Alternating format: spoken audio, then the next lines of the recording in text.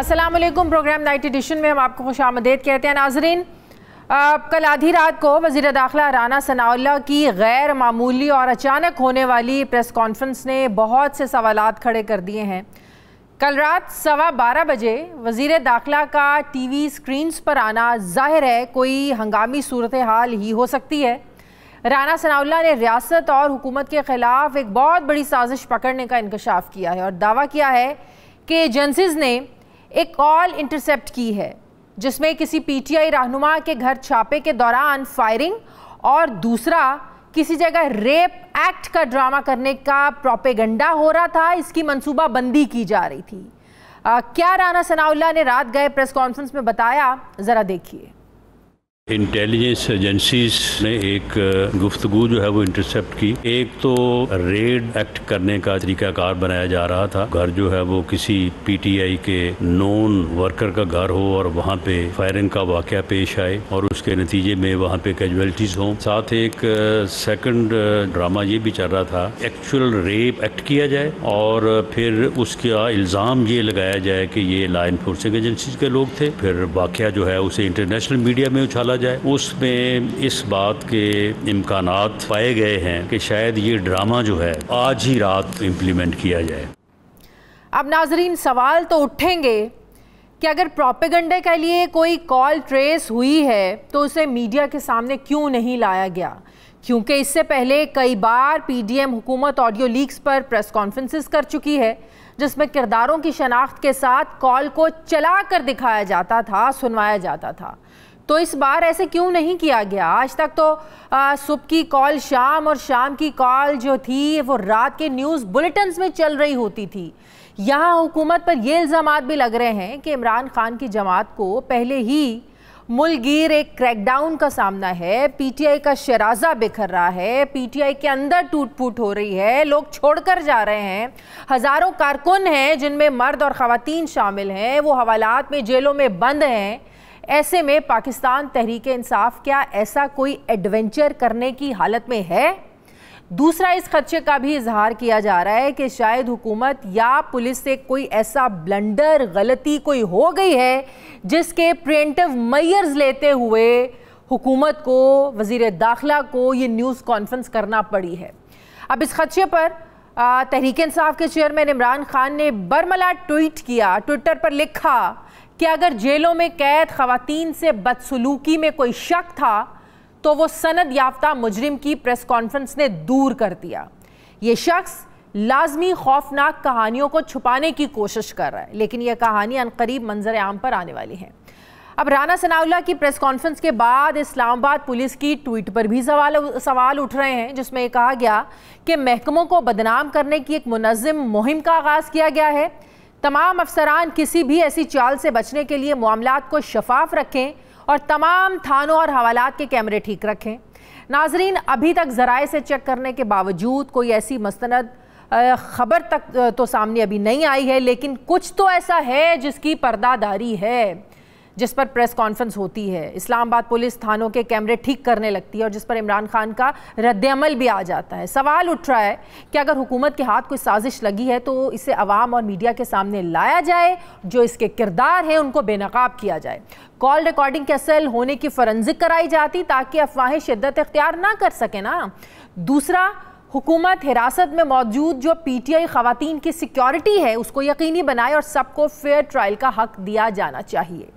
नाजरीन, दूसरी तरफ मौजूदा हालात बिल्कुल भी ऐसे लग रहा है कि मुज़ाकरात के लिए साजगार नहीं है, मगर फिर भी इमरान खान ने 7 रुकनी कमेटी बना दी है ताकि हुकूमत से इलेक्शन के मामले पर बातचीत हो सके।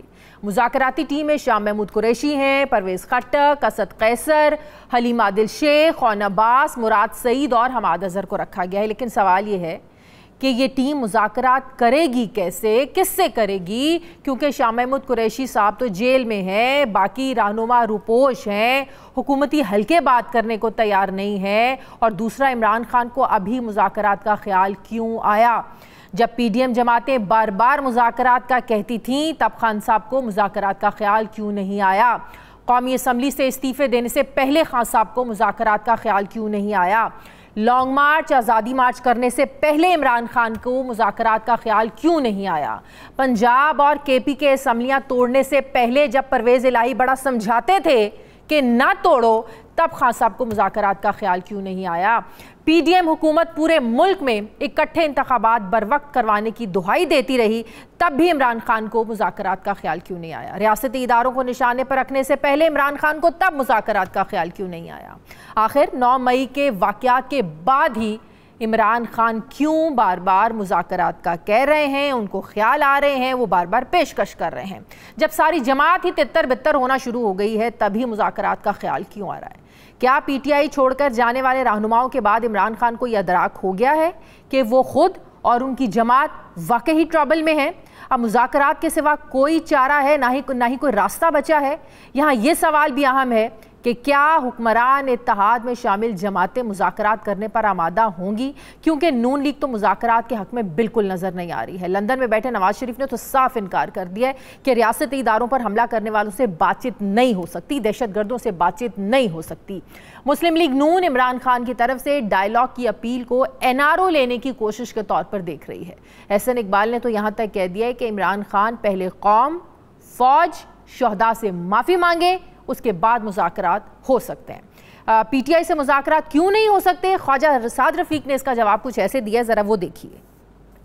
जब मुज़ाकरात का माहौल हमने पैदा किया गालियां खा के भी, वो तो आपने नाकाम बना दिए। अब ये नहीं हो सकता कि आप मुल्क के वकार के जो अलामतें उन पर हमला करें, आप दिफाई तनसीबात को टारगेट करें, आप गुंडागर्दी करें और आप समझें कि आप दबा लेंगे, और जब नाकाम हो जाए तो फिर क्या मुज़ाकरात करते हैं? वो एक कमेटी भाई साहब ने बना दी है उन्होंने, वो किससे मुज़ाकरात करेगी? उनसे तो कोई मुज़ाकरात नहीं करना। नाज़रीन, यहाँ ये बात भी काबिल गौर है कि मुज़ाकरात से पहले कंडीशंस ना लगाने की डिमांड करने वाली पीडीएम हुकूमत अब खुद क्यों बातचीत से पहले शराइत रख रही है और मुज़ाकरात से इनकारी क्यों है? मुज़ाकरात को बेवक्त की रागनी क्यों कहा जा रहा है? क्या मुस्लिम लीग नून के अलावा हुकूमत में शामिल बाकी जमातें भी इमरान खान या तहरीक इंसाफ को कोई रायत देने को तैयार हैं भी या नहीं? या इन हालात में ग्रैंड डायलॉग का स्टेज ही सज सकता है? दूसरी तरफ पीटीआई के साबिक रहनुमा फैसल वाउडा को ऐसा क्यों लगता है कि सियासत को शहदा की कब्र तक ले जाने पर मुज़ाकरात का दरवाज़ा मुकम्मल बंद और एक लॉक लग चुका है और इस दरवाजे की चाबी भी कहीं कुएं में फेंक दी गई है? हमने बड़े बड़े तनाज़ात को नाजरीन मुज़ाकरात के ज़रिए हल होते देखा है, लेकिन इस बार मुज़ाकरात क्यों नहीं हो सकते? क्यों कहा जा रहा है कि इन लोगों से, तहरीक इंसाफ से, इमरान खान से मुज़ाकरात नहीं हो सकते? प्रोग्राम में मेरे साथ मौजूद है नाज़रीन तहरीक इंसाफ के साबिक रहनुमा फैसल वाउडा साहब। अस्सलाम वालेकुम, बहुत बहुत शुक्रिया फैसल साहब वक्त देने के लिए, थैंक यू। फैसल साहब, एक के बाद एक करके जिस तरह पीटीआई के लोग छोड़कर जा रहे हैं, प्रेस कॉन्फ्रेंसेस में सबके हवाले से एक चीज़ कॉमन होती है, वो ये होती है कि जब प्रेस कॉन्फ्रेंस ख़त्म होने लगती है सबकी आंखों में आंसू ज़रूर होते हैं, कुछ लोग तो रोना शुरू कर देते हैं, जिससे ये एक तासुर मिलता है कि शायद इतना प्रेशर है इन लोगों पर, ये तहरीक इंसाफ छोड़ना नहीं चाहते, उनसे छुड़वाई जा रही है। इमरान खान साहब ने भी कल एक बात की कि कुछ लोग मजबूर होकर छोड़ रहे हैं तो कुछ लोग बेनकाब होकर छोड़ रहे हैं, वो बेनकाब हो रहे हैं। क्या वाकई ऐसा है कि लोग मजबूरी की हालत में पीटीआई को खैर बात कह रहे हैं? बहुत शुक्रिया आपका। देखिए जी, जब मैंने 8 महीने पहले मुझे पार्टी से निकाला गया तो पार्टी और इमरान खान साहब दोनों अरूज पे थे, तगड़े थे, तो मैं तो इमरान खान साहब की सियासत और उनकी जिंदगी बचाने के लिए निकाला गया। जो मगरमच्छ के आंसू रो रहे हैं, ये तो अपनी जान बचाने के लिए इमरान खान को छोड़ के भाग रहे हैं।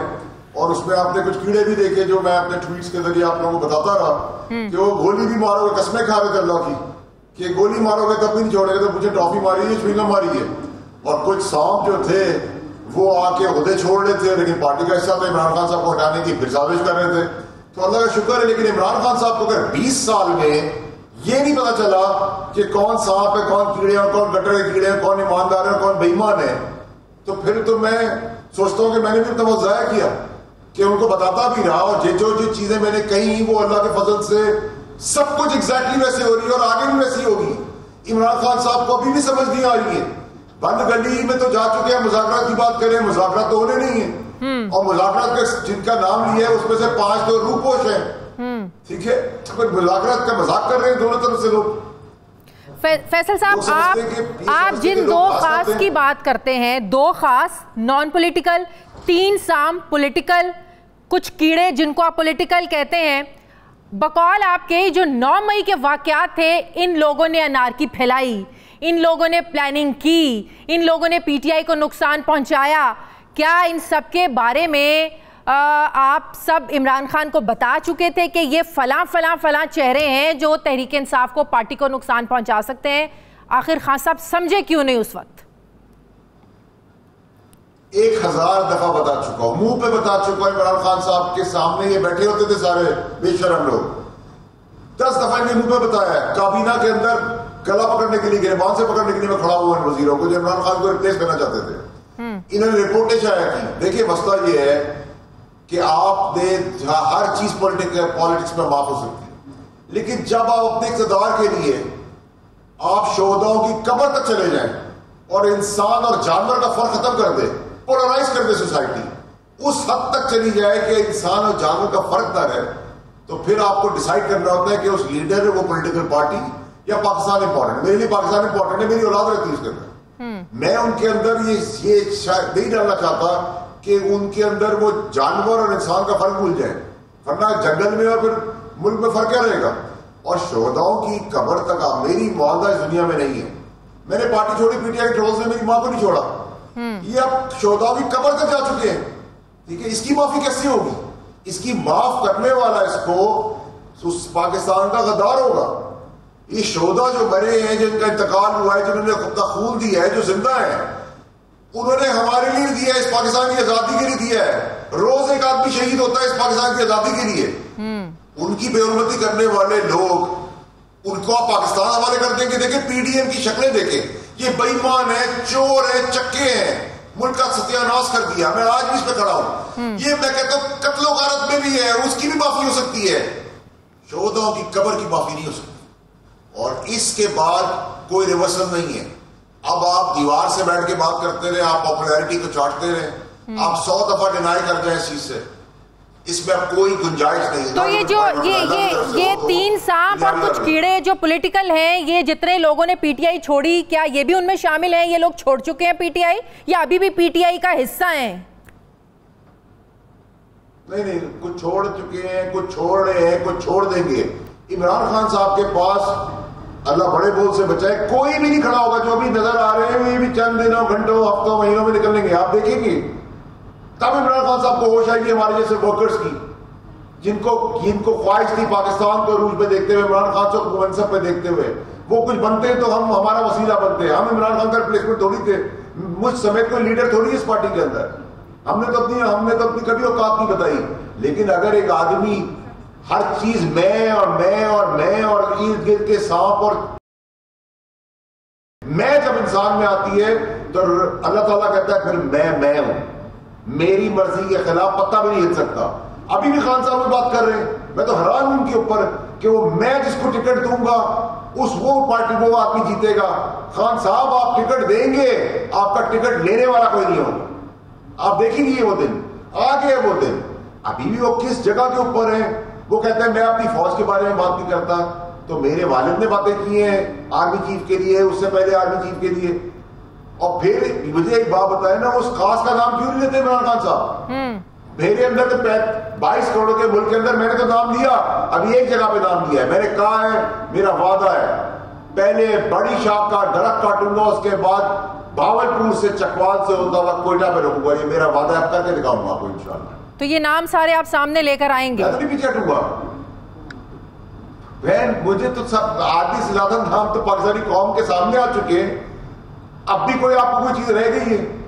सही। इमरान खान साहब तो आज भी यही समझते हैं कि वो किसी खंबे को भी खड़ा कर देंगे ना, पे तहरीक इंसाफ की मकबूलियत इतनी है कि वोट पड़ेगा। आपको लगता है कि इमरान खान के वोटर को इन सब चीज़ों से कुछ फ़र्क पड़ेगा कि फवाद चौधरी पार्टी में है, फवाद चौधरी पार्टी में नहीं है, असद उमर पार्टी में है, नहीं है, ये जितने भी छोड़ के लोग गए हैं, आम आवाम को फ़र्क पड़ेगा? बात ने बिल्कुल वजह फरमाया। देखिए, लेकिन क्या आम आवाम का कोई भी आदमी कितना भी मोहब्बत करता हो, कितना भी बड़ा फॉलोअर हो, सपोर्टर हो, वोटर हो, वो क्या अपने बुजुर्ग, अपने किसी आदमी की कब्र खुदवाएगा? किसी से गला पकड़ देगा वो? तो जब आप किसी कब्र में चले गए, उस शोहदाओं का आपने तमस्कर उड़ाया, उसके बाद वोटर और सपोर्टर जो प्यार करता है ना, वो फिर नफरत भी उसी स्पीड से करता है। मैं नहीं कहता कि फवाद, मैं, कोई और इमरान खान का रिप्लेसमेंट हो, कभी भी नहीं हो सकती, कोई क्वेश्चन ही नहीं है। मैं तो जब जीता भी तो मैंने कहा अल्लाह ताला ने इनको वसीला बनाया था, इनके नाम पे वोट पड़ा, मैंने तो कभी क्लेम नहीं किया।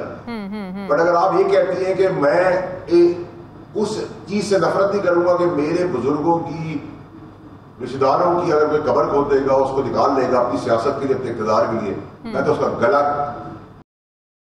तो क्या आप समझती आम आवाम के अंदर ये जज्बा नहीं है? आम आवाम बिल्कुल ब्लाइंडली प्यार करती है, लेकिन आम आवाम ने जब ये देखा, और वो 9000 बच्चे जो अब बर्बाद हो गए, जिनको पूरी पार्टी ने पीठ दिखा दी है, कहा हमारा इससे ला ताल्लुक की, हमारा कोई ताल्लुक नहीं है, एक आदमी की वजह से पूरा घर तबाह होगा, उसको कौन वारिस बनेगा? तो जो पीठ दिखाने वाला आदमी होता है, उसके पीछे लोग नहीं खड़े होते।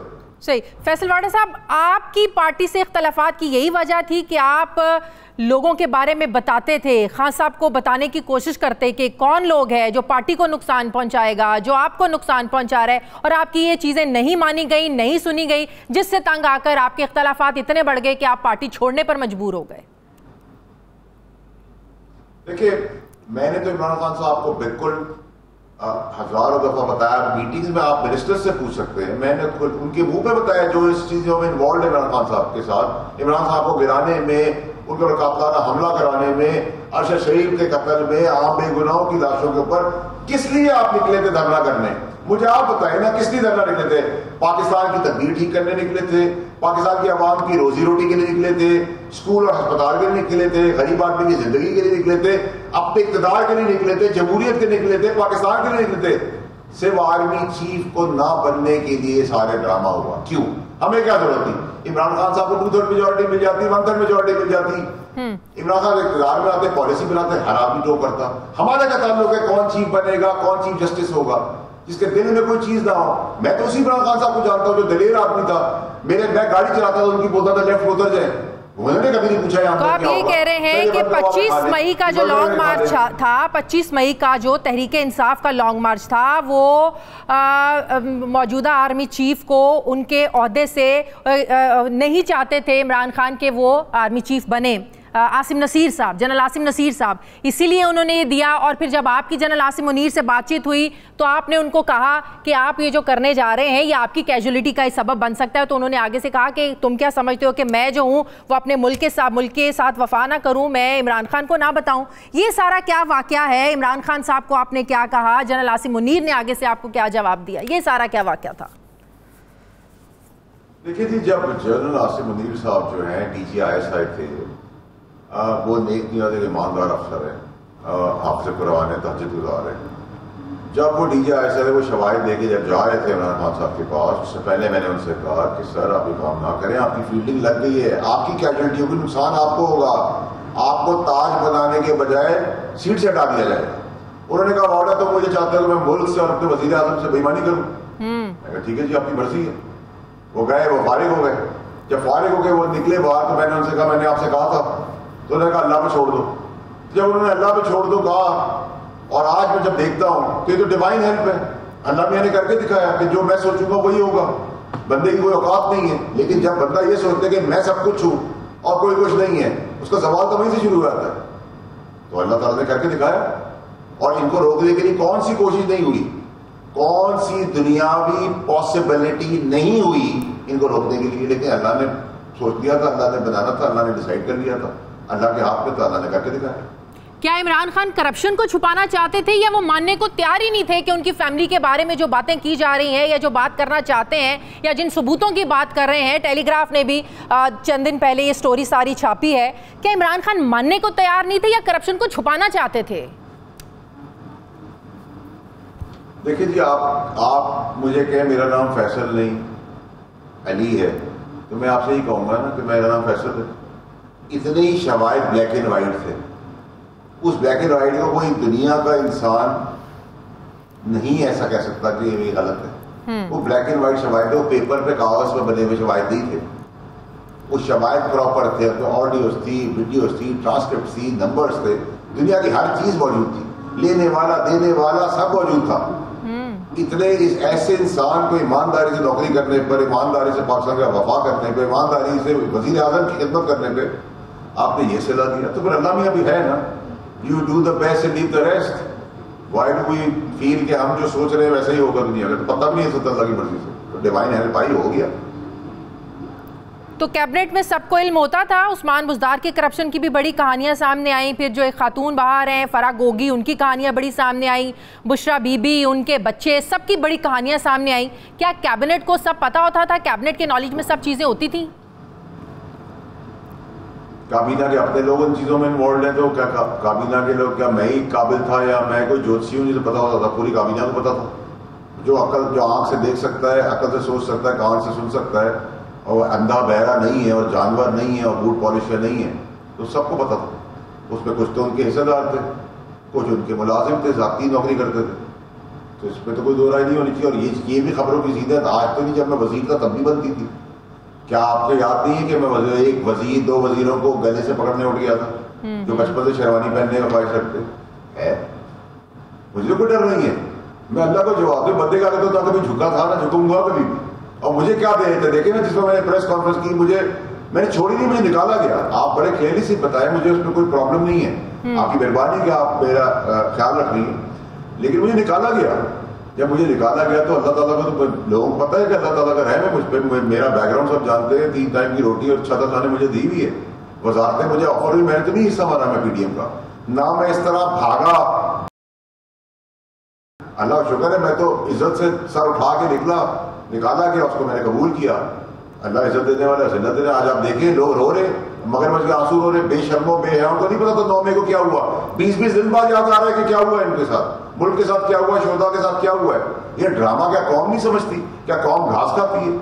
ऐसा नहीं है फैसल साहब, सब कौम को सारा पता है। सही। इस मुल्क में अकाउंटेबिलिटी कैसी होती है ये आपको भी पता है, हमें भी पता है, सबको पता है। यहाँ फाइलें भी गायब हो जाती हैं, यहाँ गवाह भी मारे जाते हैं, लेकिन जो अकाउंटेबिलिटी का प्रोसेस है वो कभी भी मंतकी अंजाम तक नहीं पहुँचता है। आप कहते हैं वो जो घड़ी स्कैंडल था, अपने इनके लोग मुलविस थे, खान साहब को 3-4 करोड़ मिले, बाकी कौन हड़प कर गया ये भी आपको पता है। फिर 190 मिलियन पाउंड का जो सारा किस्सा है, किसने कितना हिस्सा रखा, कितना किसको दिया, ये भी आपको सब पता है। तो क्या आप, अगर अकाउंटेबिलिटी नहीं होती किसी की इन सारे केसेस में, क्या वो वक्त कभी आएगा कि जो फैसल वाउडा है वो ये सब चीज़ें बोलने को तैयार होंगे कि कौन फलां जगह पर कहाँ इन्वॉल्व था? 100% बिल्कुल आप इस पे कॉन्फिडेंस रखें कि उसमें मैं ना खास को छोड़ूंगा, ना आम को छोड़ूंगा, ना सांप को छोड़ूंगा, ना कीड़ों को छोड़ूंगा, ना गटर के कीड़े को छोड़ूंगा। ये मेरा वादा है।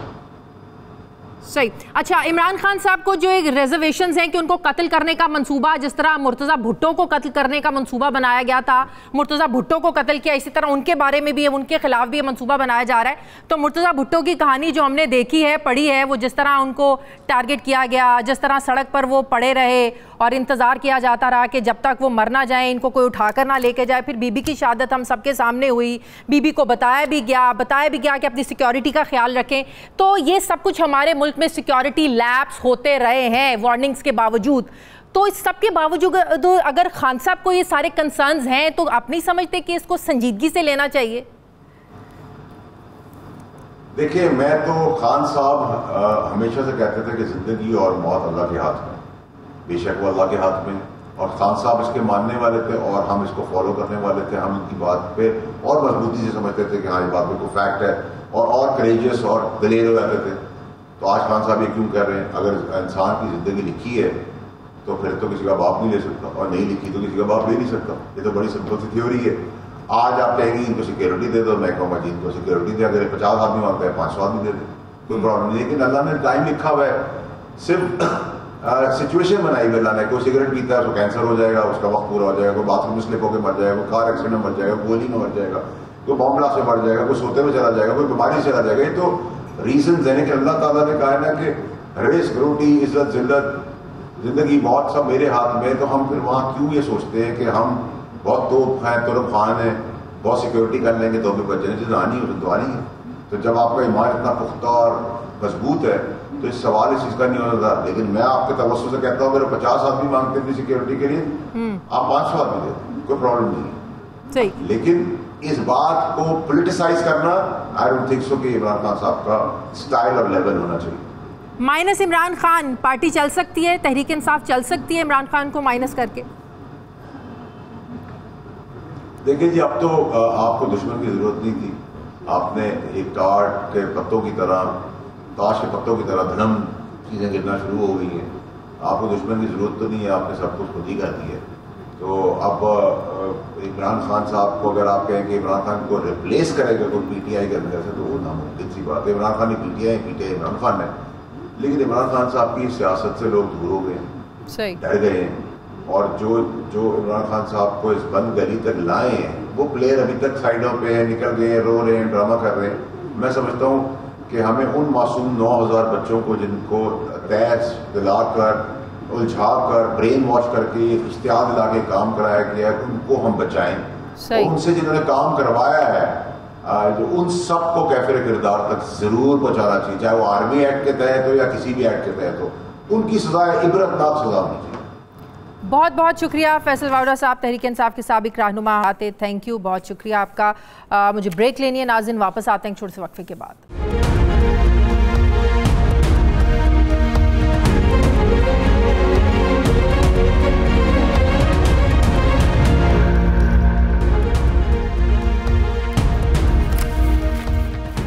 ब्रेक के बाद एक बार फिर से आपको खुशामदीद कहते हैं। पाकिस्तान पीपल्स पार्टी के सीनियर रहनुमा वफाकी वज़ीर कमर ज़मान कायरा साहब मुझे ज्वाइन कर रहे हैं। अस्सलाम वालेकुम, बहुत बहुत शुक्रिया कायरा साहब आपका।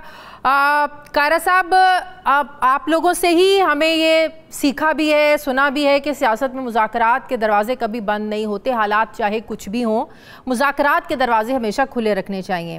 लेकिन अब जब इमरान खान इस सिचुएशन में मुज़ाकरात की बात कर रहे हैं, मुज़ाकराती 7 रुकनी कमेटी तश्कील दे दी है, लेकिन नून लीग भी मुज़ाकरात के लिए तैयार नहीं है। हर तरफ से एक ही बात हो रही है पीडीएम की तरफ से कि मुज़ाकरात नहीं इन लोगों से हो सकते, मुज़ाकरात के सारे दरवाजे बंद। तो क्या अब आप लोग भी ये समझते हैं, पीपल्स पार्टी भी ये समझती है, ऑल्दो आप लोग पीडीएम का हिस्सा नहीं है, लेकिन आप समझते हैं कि मुज़ाकरात का मौका नहीं मिलना चाहिए खान साहब को? की पहली गुजारिश ये है कि पीपल्स पार्टी का मौक़िफ़ हमेशा बड़ा वाज़ेह है।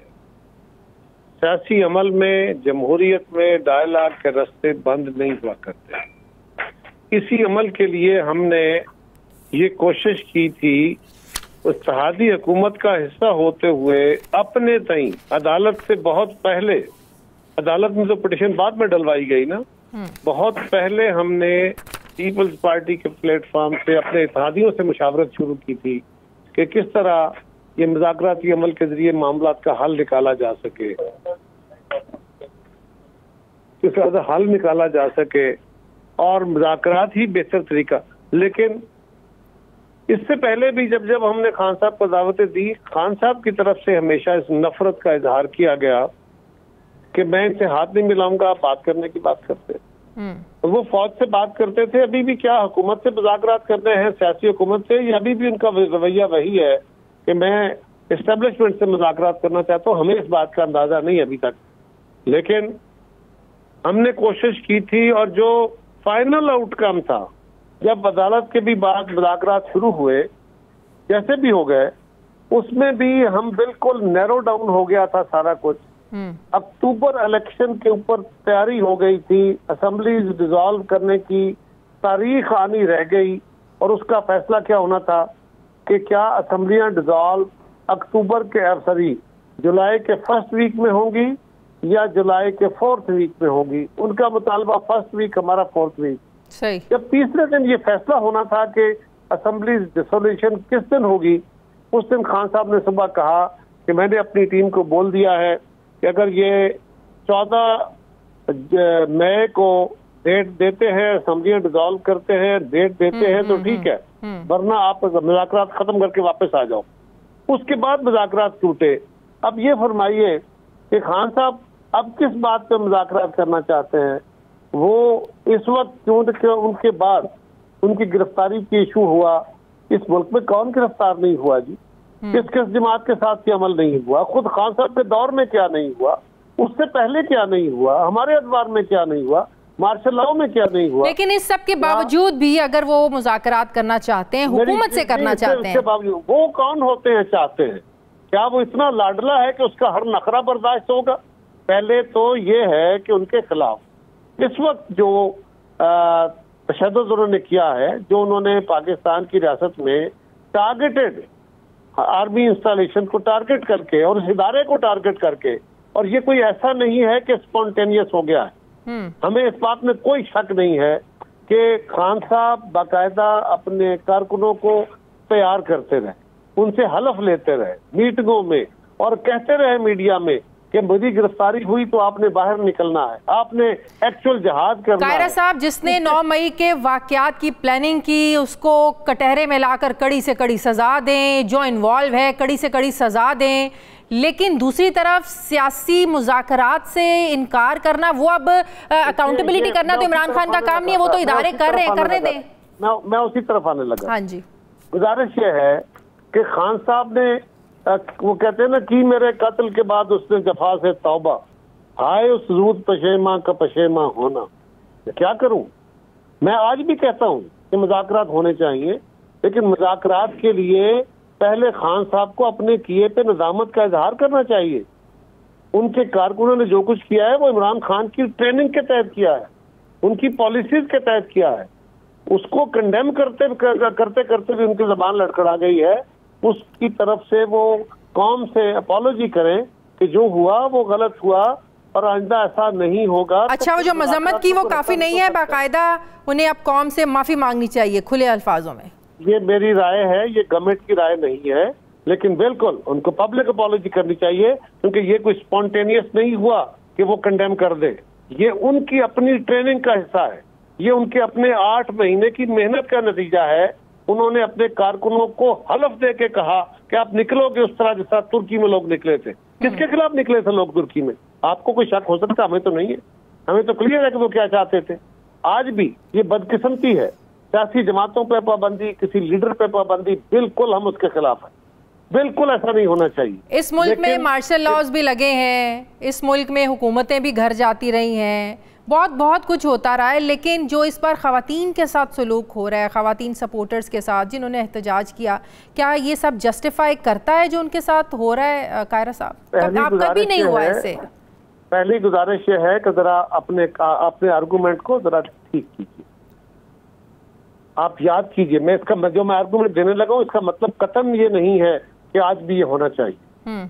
हमारी ख़वातीन को किलों में रखा गया था, हमारी ख़वातीन को कोड़े मारे गए थे, उनके भाइयों को फांसियां दी गई थी, हमारी मेन स्ट्रीम लीडर्स मोहतरमा नुसरत भुट्टो का सर फाड़ा गया था। लेकिन आज जमहूरी दौर में ये सब कुछ हो रहा है। मेरी गुजारिश ये है कि आपने कहा ना माजी में होता रहा, उस वक्त ख़वातीन से ये नहीं हुआ। ख़वातीन से क्या नहीं हुआ और आज क्या हो रहा है? आज उन ख़वातीन को पकड़ा गया है जिन ख़वातीन ने बाकायदा जाके वो जाके एहतजाज का वो रंग इख्तियार किया जो कानून इजाजत नहीं देता। और अगर कानून तोड़ना है तो फिर औरत हो या मर्द, दोनों को जो सजा होगी वो होगी। ये नहीं हो सकता कि खान साहब औरतों को शील्ड बना के अपने आगे खड़ा कर लें कि इनको हाथ नहीं लगेगा। वो औरतें जाके पत्थर मारें, वो औरतें जाके तजवीज़ करें और कहा जाए कि जी क्योंकि औरतें हैं उनका एहतराम होना। हाँ, हम सब की माएँ बहनें हैं और हम अपने मुखालफों को भी, उनकी माँ बहनों को भी माएँ बहनें समझते हैं। इस कौम की बेटियां हमारी बेटियां। लेकिन लोगों के घरों में जाकर जो तोड़फोड़ हो रही है, ऐसा भी कभी नहीं हुआ। एक मिनट ठहर दे। मैं जिस कल्चर का हिस्सा हूँ उस कल्चर में तो दुश्मनियां होती हैं लोगों की, कत्लो गारत के बहर होते हैं, वहां पे भी हम औरतों की इज्जत करते हैं। हमारे यहाँ तो ये रिवाज ही नहीं है। औरत और बच्चे दुश्मनियों में भी महफूज होते हैं। बिल्कुल। लेकिन जो औरतें जुर्म करती हैं, क्या उन मुहज़्ज़ब ममालिक में जिनका आप रोज तज़किरे करते हैं, क्या इंग्लैंड में जब क्राइम राइट्स हुए और उसमें पकड़े गए तो क्या औरतों को डंडे नहीं पड़े? क्या वहां औरतों के ऊपर मुकदमे नहीं बने? क्या जब कैपिटल हिल पे अमेरिका में हुआ तो वहां मुकदमे नहीं बने, गिरफ्तारियां नहीं हुई? क्या यूरोप में जब एहतजाज होते हैं वहां खवातीन को नहीं पकड़ा जाता? तो ये क्या हो गया? हाँ, मैं बिल्कुल इस बात के लिए खुश नहीं हूँ, मुझे तकलीफ है, लेकिन वो खवातीन जो खुद अपने आप को वायलेंस पे लेके जाती हैं, उनको फिर उसके लिए जवाब में भी तैयार होना चाहिए। कायरा साहब, जो खान साहब का कंसर्न है अपनी सिक्योरिटी को लेकर, वो कह रहे हैं कि मुझे मुर्तज़ा भुट्टो को जिस तरह निशाना बनाया गया, कत्ल किया गया, टारगेट किया गया, वैसा ही मेरे लिए मंसूबा बन चुका है, मुझे कत्ल करने की साजिश तैयार हो चुकी है। तो आप लोग इसको संजीदगी से लेते हैं खान साहब के इन कंसर्न्स को? ये खान साहब की तोता कहानी बहुत सुन चुके हैं, ना लोगों को इस पे यकीन है ना हमें इस पे यकीन है। अल्लाह करे वो महफूज रहे, उनको कोई खतरा ना हो। लेकिन जिस तरह उनको कोई स्प्लिंटर्स लगने के बाद वो 6 महीने टांग पे प्लास्टर लगा के बैठे रहे थे, उन्हें कौन से खतरे हैं? मैं कहता हूँ अल्लाह ताला सबको महफूज रखे। लेकिन अब खान के बहाने नहीं चले, अब बहुत नखरे हो गए, बहुत बहाने हो गए।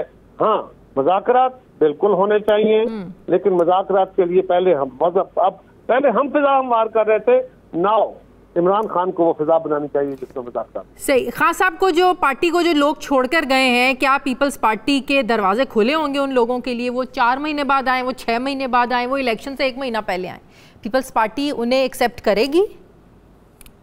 आप जरा ना, मैं फिर कहूंगा, अपने जरा रिकॉर्ड को दुरुस्त कराइए, चेक कीजिए, अपनी टीम को कहिए कि कितने लोग हैं जो पीपल्स पार्टी से ही छोड़ के गए थे, खान साहब की मोहब्बत में नहीं गए थे, वो टिकट लेने गए थे, वो सीटें लेने गए थे, अब वहां नहीं रहा, लोग उनके मुखालिफ हो गए हैं, तो वापस आते हैं तो ठीक है, देखेंगे, हम भी देखेंगे बिल्कुल। और हम ये कहना कि जी उनके लोग क्यों आए, इमरान खान के पास ये लोग क्यों गए, कैसे भेजे गए, आपको याद है ना? लेकिन हम तो ऐसा नहीं कर रहे, हम तो कह रहे हैं कि उन लोगों ने, वो इलेक्टेबल्स है, अपने अपने इलाके की पॉलिटिक्स करते हैं, जो इमरान खान की जमात के वतीरों और रवैयों के खिलाफ और जो कुछ उन्होंने किया है उसके खिलाफ अगर वो एहतजाजन पार्टी छोड़ रहे हैं तो उन्होंने किसी जमात में तो जाके अपनी पॉलिटिक्स करनी है। हर जमात अपनी सूटेबिलिटी देखेगी कौन किसको अकोमोडेट कर सकता है। लेकिन एक बात याद रखिए, खान साहब के, मैं आपको हल्फन कह रहा हूँ, इनके बहुत सारे सीनियर साथी जब हमारे साथ निजी महफिल में बैठते थे तो उस वक्त भी कहते थे कि हम क्या करें, खान साहब तो बात सुनने को तैयार नहीं है, वो तो हमें हर हाल में सिर्फ उस बंदे को सबकी मिलती है जो मुखालिफ को गाली देता है, तो इदारों को बुरा भला कहता है, उसको शाबाशियां मिलती हैं। और अगर आप सियासत में इतना जहर भर देंगे, इतनी नफरत भर देंगे कि आप अपने मुखालिफ के लिए खुद भी और अपने कारकुनों को भी ये बावर करा दें कि मेरे मुखालिफ का मतलब इस मुल्क का दुश्मन है, लिहाजा उसको खत्म हो जाना चाहिए, या वो मेरे पास आ जाए या वो खत्म हो जाए, जमीन में गाड़ दो या मुल्क से बदर कर दो, ये रवैया अख्तियार किया हुआ था। अब आप बताइए, जब डाकुओं को इमरान खान सूबे का या मरकज का सदर बनाएगा तो मैं क्या करूंगा? जिनको वो डाकू कहता था खुद, उसकी जमात के लिए भी सवाल है ना कि वो बंदा जिसको वो पाकिस्तान का सबसे बड़ा डाकू कहता था, चौधरी परवेज इलाही, वो कल उसका चीफ आपके दौर में भी तो वो नायब वजीर आजम रहे हैं ना परवेज इलाही साहब। मैं तो कभी इससे इनकार नहीं करता, मैं तो इमरान खान की बात कर रहा हूँ। मेरे ऊपर तो ये कोई सवाल नहीं है आपका, बिल्कुल थे, मेरे तो वो इत्तेहादी थे, मेरे तो आज भी वो इत्तेहादी है हुकूमत का। तो मैं तो सवाल कर रहा हूँ, जो बंदा मैन ऑफ प्रिंसिपल है, जिसको हमने गॉडेस ऑफ प्रिंसिपल बना के खड़ा कर दिया है, कहाँ गए उसके असूल, किधर है पीटीआई के असूल, पूछे तो सही उनसे। ठीक है, बहुत बहुत शुक्रिया पाकिस्तान पीपल्स पार्टी के रहनुमा कमर जमान का मेरे साथ है, बहुत शुक्रिया। मुझे ब्रेक लेनी है नाज़रीन, वापस आते हैं एक वक्त के बाद।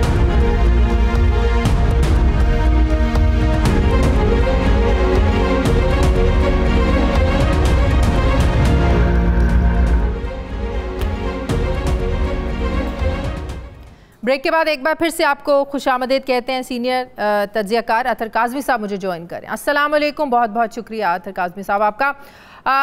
अतर, रात में जो वज़ीर दाखिला ने अचानक से एक प्रेस कॉन्फ्रेंस की, ट्विटर पर भी चलना शुरू हो गया, परेशानी होगी कि ऐसा क्या हो गया है कि आधी रात को वज़ीर दाखिला को राना सनाउल्लाह साहब को प्रेस कॉन्फ्रेंस करने की ज़रूरत पेश आई है। फिर जो कहानी निकल के आई कि किस तरह मनसूबाबंदी करने की कोशिश हो रही है, कौन सी कॉल्स इन्होंने ट्रैप की हैं, एजेंसीज़ को पता चल गया है, ये कुछ हो चुका है जिसकी पर्दादारी है, जिसको छुपाने की कोशिश की जा रही है, या वाकई राना सनाउल्लाह साहब की बातें 9 मई के बाद उनको संजीदगी से लेना चाहिए?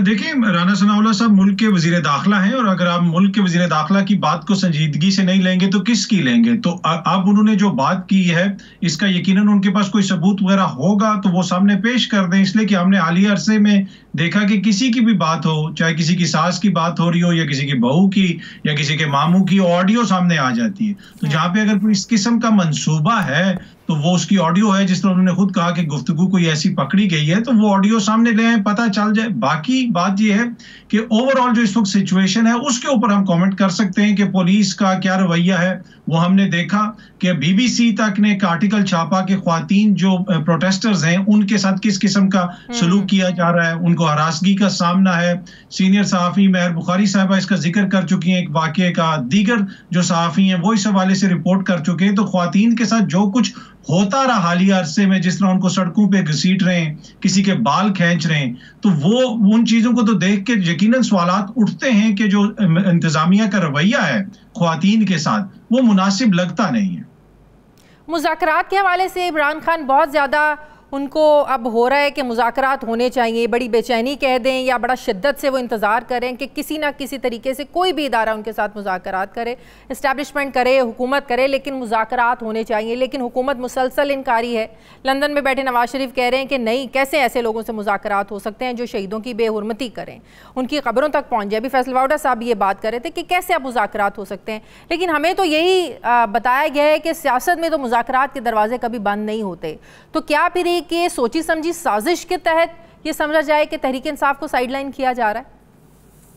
देखिए, इस वक्त जो सब कुछ हो रहा है वो सामने है। क्या किसी जमहूरी दौर में हमने देखा कि इस किस्म की हरकतें हुई? जहां तक 9 मई के वाकयात का ताल्लुक है, उनकी कतन कोई माफी नहीं है। जो लोग उसमें मुलव्विस हैं उनको कानून के मुताबिक सजा मिलनी चाहिए, लेकिन तहरीक इंसाफ के करोड़ों सपोर्टर हैं। आप ये कैसे कह सकते हैं कि मुल्क की जो सबसे बड़ी सियासी जमात है वो दहशतगर्द है? खुदा न खास्ता, तो ऐसा क्या जो करोड़ों लोग हैं पाकिस्तान के वो दहशतगर्द हैं? ऐसी बात नहीं है। आज आप लिबर्टी चौक में देख लें, ये सारी जमातें मिलकर एक चौक नहीं भर सकी, और ये उसको दहशतगर्द जमात को कह रहे हैं जिसकी सबसे ज्यादा सपोर्ट है पाकिस्तान के अंदर। तो सबको सोचने की जरूरत है, बातचीत करें। जो मुल्क की इकोनॉमी है, दीगर जो मसाइल हैं वो सबके सामने है। क्या ये लोग एक बरस के अंदर मसाइल हल कर सके? अब अचानक इनको ये एक बयानिया मिल गया, मेरे ख्याल में ये एक सियासी। लेकिन 9 मई के वाकयात के बाद अगर हम ये कहें कि इमरान खान बड़े बड़े जलसे करता था, उमड़ कर लोग आते थे, इसमें तो कोई शक नहीं है। लेकिन 9 मई के वाकयात के बाद हम ये कह सकते हैं कि क्या फायदा ऐसे बड़े बड़े जलसों का?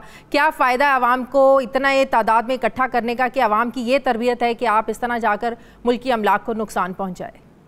देखें, क्या इतनी बड़ी तादाद में अवाम ने कहीं पे जाके नुकसान पहुंचाया? मेरा नहीं ख्याल। शर पसंदों ने पहुंचाया। गिने चुने लोग हैं, जिधर भी जो भी हैं उनको सजा दी जाए, उनको सजा दी जाए जो इसमें मुलव्विस हैं। कतन उनके लिए कोई माफी नहीं। ये काबिल मजम्मत और काबिल नफरत फेल था जो हमने देखा 9 मई के दिन।